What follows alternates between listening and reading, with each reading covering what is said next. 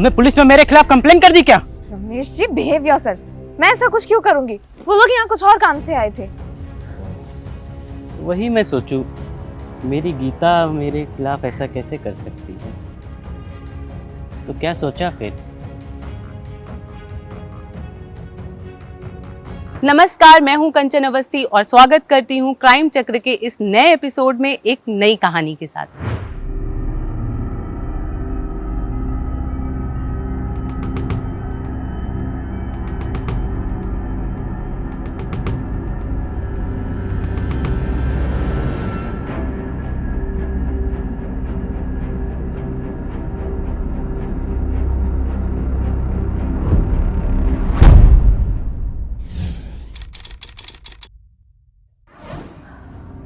सोहन, आपने तो मुझे डरा ही दिया। आप फिर पी कर आए हो? छी छी छी। हाँ, अब तुझे दारू से घिन आती। जब पहले दारू पी के आया तब तुम्हें बड़ा रोमांटिक लगता था मैं, नहीं? और बच्चे कहाँ हैं? आपके साथ थे ना? तुम्हारी बहन के पास छोड़ के आया हूं मैं। आज मेरा बड़ा रोमांटिक सा मूड। क्या कर रहे हो? मुझे अच्छा नहीं लग रहा है। अच्छा नहीं लग रहा है? तुम्हें अच्छा नहीं लग रहा है? जब पराये मर्दों से बात करती हो तब तुम्हें बड़ा अच्छा लगता है। हाँ? वो दूध वाले के साथ, सब्जी वाले के साथ सब बात करती हो, हंस हंस के, तब बड़ा अच्छा लगता है तुम्हें। मैं तुम्हारे लिए काफी नहीं हूं क्या? हाँ? क्या बकवास कर रहे हो? तेरी इतनी हिम्मत, हाँ? अपने पति को धक्का देगी तू? सोहन, तुम होश में नहीं हो। छोड़ो, मुझे दर्द हो रहा है। दर्द हो रहा है तुम्हें? हाँ? दर्द हो रहा है तुम्हें? मैं तुम्हें दिखाता हूं दर्द क्या होता है। हाँ? तुझे छोड़ूंगा? रोक!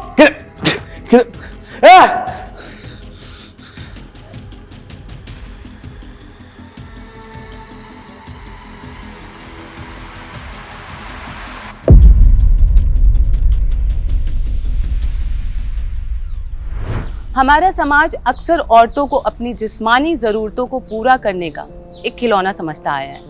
प्यार एक ऐसी चीज़ है जो इंसान को अंधा बना देती है। अच्छे बुरे, सही गलत के बारे में सोचने समझने की क्षमता इंसान की धीरे धीरे प्यार में पड़ के कम हो जाती है। वैसे हम प्यार को दोष नहीं दे सकते, ये तो अलग अलग इंसानों पे डिपेंड करता है कि उनकी प्यार करने की परिभाषा क्या है। कुछ लोग प्यार में कत्ल करना, लड़कियों के ऊपर एसिड फेंकना या ऐसे ही कई तरह के अपराध करने को भी प्यार समझते हैं, पर हकीकत में ये प्यार नहीं, पागलपन है। प्यार जब नकारात्मकता की हदें पार करने लगे तो वो पागलपन बन जाता है। ऐसा ही कुछ सोहन के साथ हो रहा था। फिर कुछ सालों बाद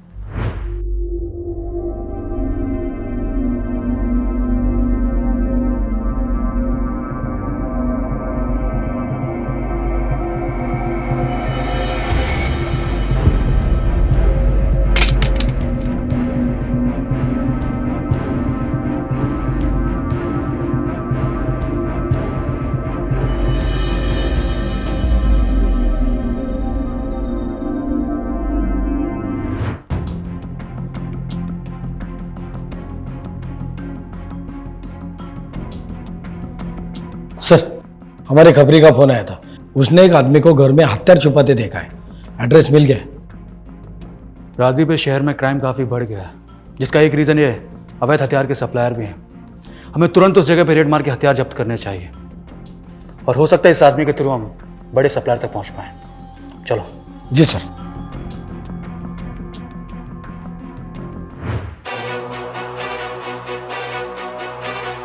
यही घर है? हाँ सर। भागने का और कोई रास्ता? सर, मैंने बैकडोर और विंडो पे कांस्टेबल खड़े किए। Then charge. सर।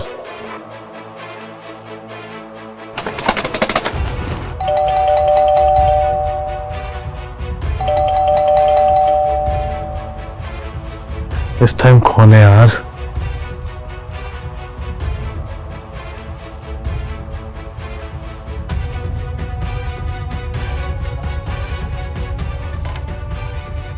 अरे सर, आप चल बताते हैं। पूरे घर की तलाशी लो।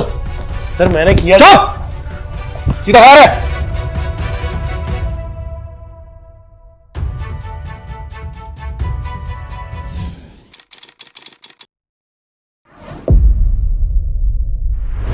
सोहन और गायत्री की कहानी के साथ ही यहाँ एक और कहानी चल रही थी, ऋषभ की कहानी। सोहन और गायत्री के झगड़े के कुछ सालों बाद ऋषभ नाम का एक व्यक्ति अवैध हथियारों के साथ पकड़ा जाता है।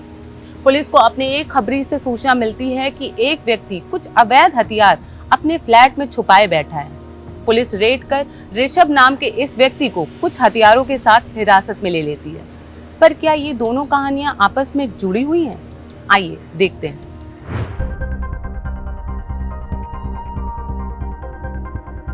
सर मुझे यहाँ क्यों लाया गया है सर? मैंने क्या किया सर मैं रात भर से सो नहीं पाया हूँ सर, छोड़ दीजिए मुझको।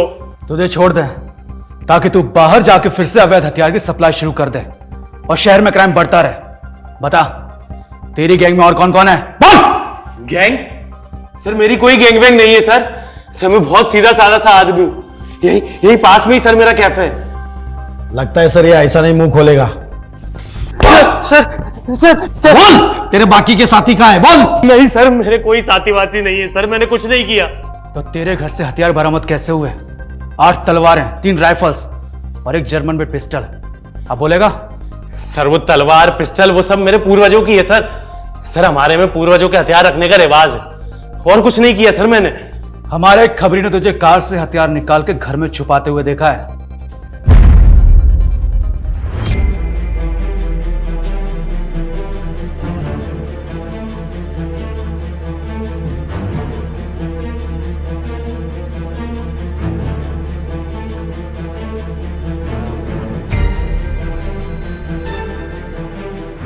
सर वो हथियार घर में रखे रखे जंग खा रहे थे सर, इसलिए मैं उन्हें साफ सफाई के लिए ले गया था।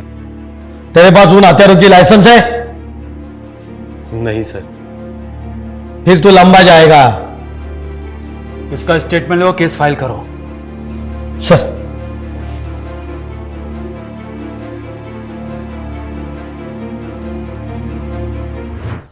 आसपास के खबरियों को एक्टिव कर दो।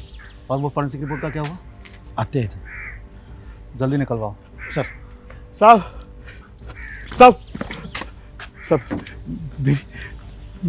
मेरी बीवी को ढूंढिए साहब, मेरी बीवी को ढूंढ के दीजिए साहब। क्या रे, दारू पी के आए क्या? साहब दारू नहीं पिए तो क्या करूं साहब? 1.5 साल से मेरी बीवी लापता है। पुलिस से कितने चक्कर काटे पर कोई जवाब ही नहीं देता। घर पे 2 बच्चे हैं साहब, उनको क्या बताऊं? उनकी माँ मर गई है, जिंदा है, क्या बताऊं उनको? आपने कहा आपकी बीवी 1.5 साल से गायब है। हाँ साहब। क्या नाम है तेरे बीवी का? गायत्री वर्मा। ये कौन सा अनसॉल्व केस है? हम दोनों की पोस्टिंग होने से पहले एक केस पेंडिंग थी। मुझे कदम सर ने बोला था शायद वही केस होगा। साहब मेरी बीवी को ढूंढ के दीजिए साहब, मेरी बीवी को ढूंढ के दीजिए। आप घर जाइए, हम इस केस को देखते हैं। जाइए। ठीक है सर। मुझे इस केस की फाइल 5 मिनट में चाहिए। जी सर।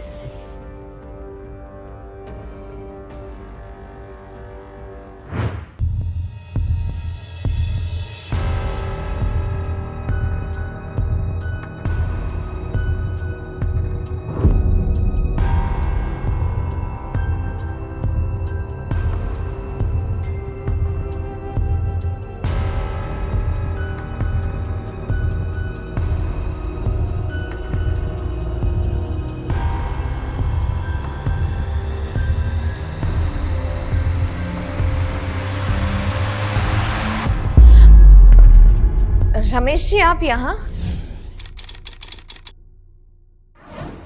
क्यों, मेरा आना अच्छा नहीं लगा क्या? नहीं, ऐसी बात नहीं है। वो दरअसल इस वक्त आपका आना एक्सपेक्टेड नहीं था। जिंदगी में कुछ चीज़ें अनएक्सपेक्टेड ही अच्छी लगती हैं।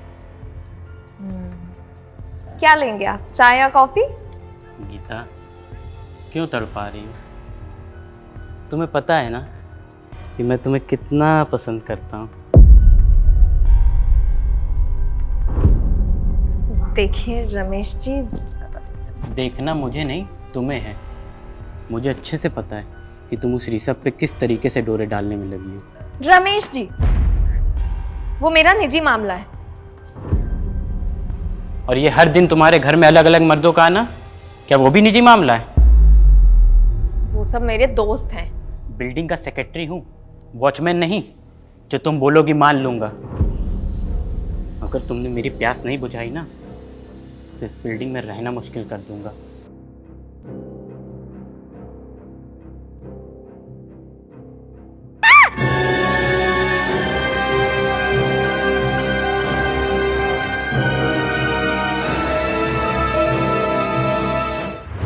हमारे समाज में अगर मर्द जात की औरतों से दोस्ती है या औरतों की मर्दों से दोस्ती है तो उसे हमेशा ही गलत नज़र से देखा जाता है। क्या हम दोस्ती के रिश्तों को अपनाने में इतने नाकामयाब हैं? या फिर ये हमारे अंदर की ईर्ष्या है जो हमें दो व्यक्तियों के हंसने बोलने से होती है? गीता का मर्दों से दोस्ती का रिश्ता रखना उसकी बिल्डिंग के सेक्रेटरी रमेश को बिल्कुल भी पसंद नहीं था और वो इस बात को गीता के चरित्र से जोड़ के देखता था।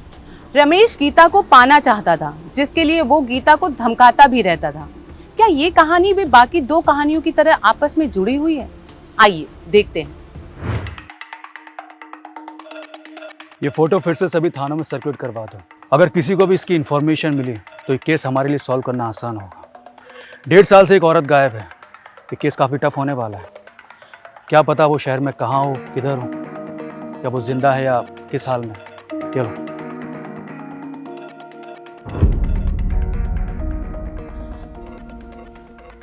क्या हुआ?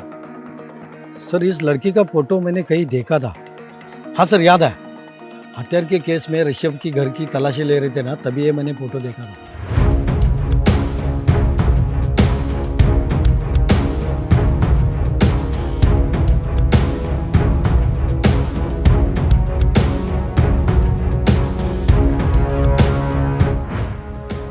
मतलब इस लड़की का कनेक्शन ऋषभ के साथ है?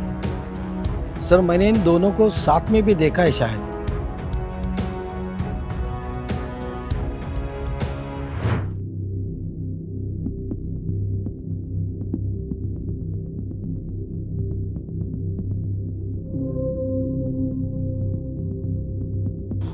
बोल, ये लड़की का है? सर ये तो गायत्री है। कैसे जानता है इसे? सर ये लड़की एक बार मुझसे मदद मांगने आई थी। हाँ याद आया मुझे, तू विला नगर के कैफे में काम करते हैं ना? कुछ दिन पहले तूने इस लड़की को खाना दिया था। सुन, एक मिसल पाव दे। बस सर 2 मिनट में बैठिए।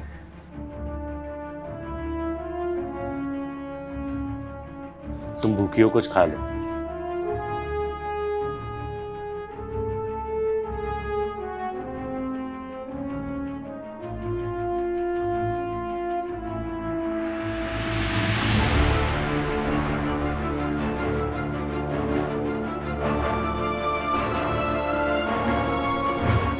हाँ सर, ये लड़की अपने पति से बच बचाकर भागकर आई थी सर।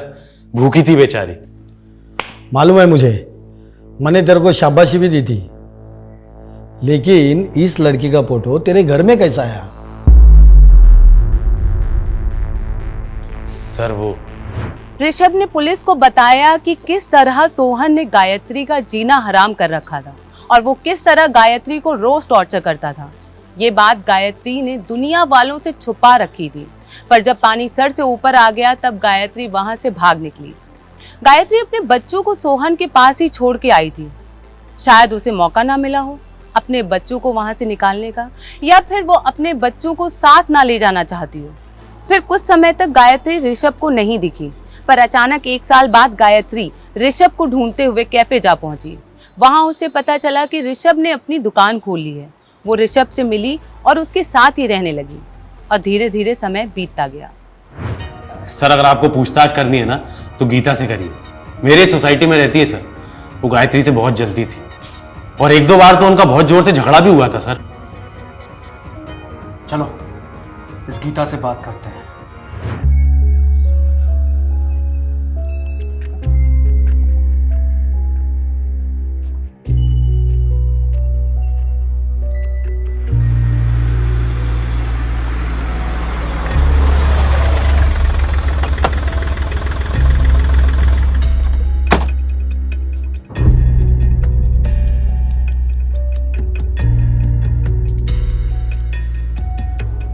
गीता जी आप ही हैं? जी सर, पर आप लोग यहाँ? गायत्री मिसिंग केस के बारे में आपसे पूछताछ करनी थी। कौन गायत्री? वो 502 वाली? ऋषभ की रख क्या? कुछ नहीं, वो ऋषभ से शादी के लिए बिना ही उसके साथ रहती थी। कोविड के दौरान सोसाइटी के सारे लोग अपने अपने गांव चले गए थे, कुछ ही लोग रह रहे थे यहाँ पे, और उसी वक्त वो ऋषभ के साथ रहती थी। आपका उनके साथ झगड़ा होता था?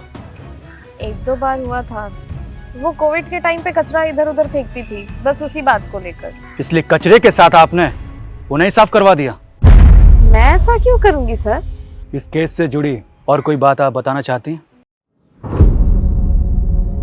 अभी तो ऐसा कुछ याद नहीं आ रहा है, अगर मुझे याद आता है तो मैं आपको बताती। जरूर।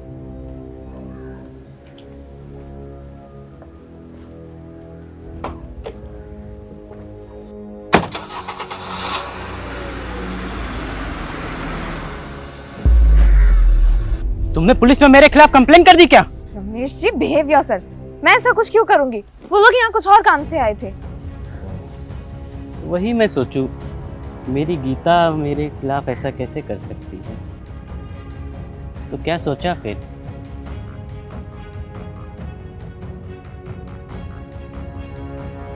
गीता रमेश की हरकतों से बहुत ज़्यादा परेशान हो चुकी थी। उसने सोचा कि ये सही मौका है अगर उसने पुलिस को बता दिया कि कैसे रमेश हर एक औरत पे बुरी नज़र डालता था, और रमेश ने गायत्री को भी अपनी हवस का शिकार बनाने की कोशिश की थी, तो उसे रमेश से छुटकारा मिल सकता है।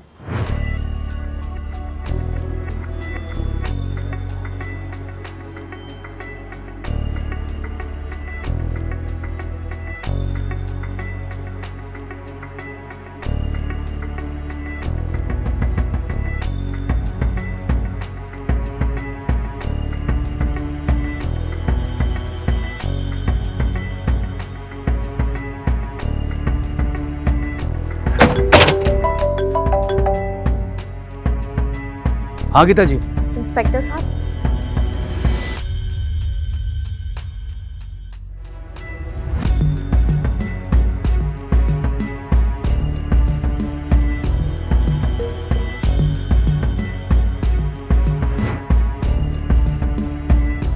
ठीक है, अच्छे से जाना, ठीक है? ठीक है, तुम भी जाना। ठीक है, बाय। बाय।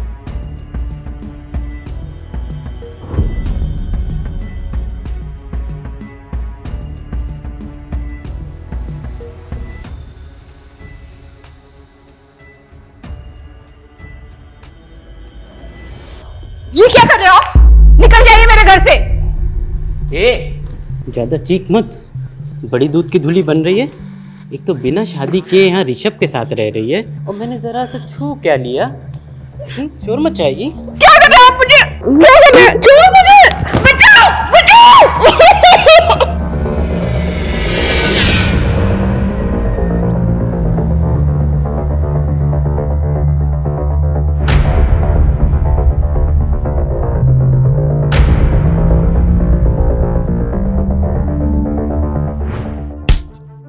बहुत चर्बी चढ़ गई तुझे, हाँ? अपनी हवस मिटाने के लिए औरतों को ब्लैकमेल करता है। बोल गायत्री कहाँ है? सर मुझे कुछ नहीं मालूम सर, मुझे छोड़ दीजिए सर। देख, सच बताएगा तो तेरी सजा कम करवाने में हम तेरी मदद करेंगे, वरना जेल तो तू जाएगा ही। सर वो ऋषभ, उसी ने गायत्री का खून किया है सर।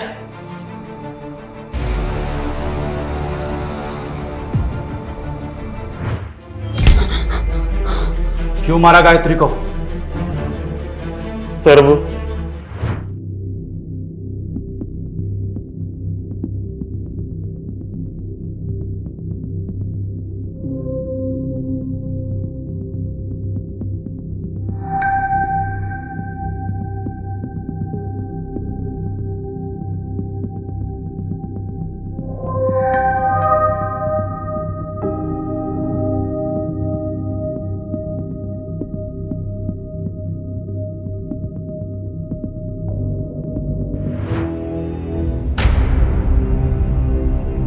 सर, मैं और गायत्री अपनी पिछली जिंदगी भूलकर बहुत अच्छे से रह रहे थे सर।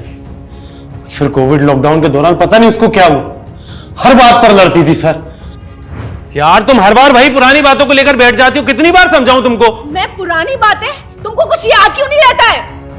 मैंने तुमको कितनी बार बोला है कि तुम्हारी दिमाग की ना गलत फहमियां हैं। अच्छा, मेरी गलत फहमियां जो तुम कर रहे हो उसका क्या? यार तुमको ना कितनी बार समझाया मत करा करो। तुम क्या कर रहे हो? ये हाथ उठा रहे हो मेरे ऊपर। तुम जा यार।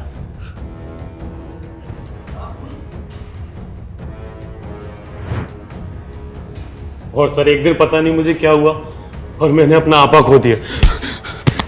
सर बता डेड बॉडी कहाँ है?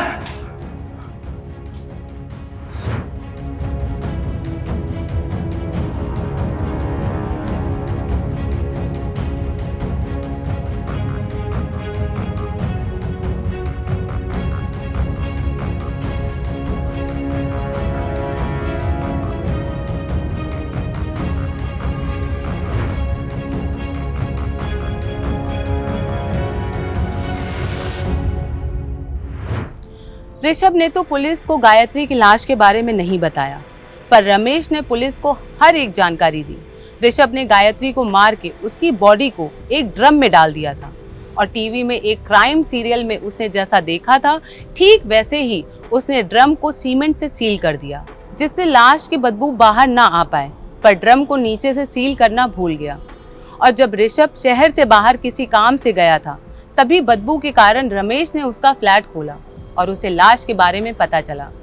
ऋषभ ने ब्लैकमेल करके रमेश को अपने प्लान में शामिल कर लिया और दोनों ने मिलकर डेड बॉडी को जला के डंप कर दिया और मर्डर वेपन भी गायब कर दिया। पुलिस के पास कोई पुख्ता सबूत ना होने की वजह से ऋषभ और रमेश को अब तक सजा नहीं हुई है। मैं हूं कंचन अवस्थी और अब आपसे विदा लेती हूं। फिर मिलेंगे क्राइम चक्र के एक नए एपिसोड में एक नई कहानी के साथ।